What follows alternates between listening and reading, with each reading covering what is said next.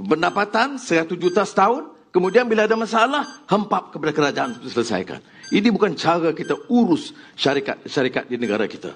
Kerana ini bukan sahaja melibatkan, saya kata, 1, 2, dia akan berulang kalau tidak ada kesediaan untuk membawa perubahan. Kalau kita pilih untuk menyelamatkan Sapura, dia mesti ada asas, ada rasionalnya.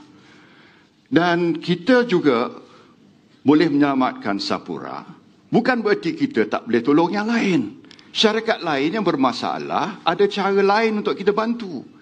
Tetapi Sapura ini berpotensi.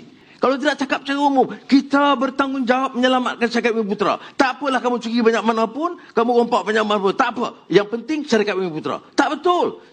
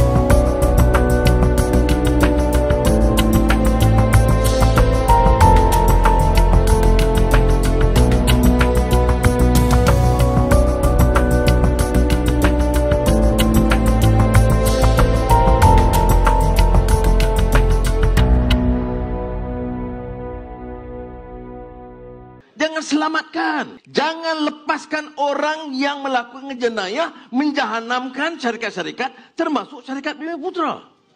Kalau kita pakai main selamat begini, kerajaan tak ada satu sen pun. Saya tak tahu ni Petronas ni dia guna wang apa yang tak pakai 1 sen.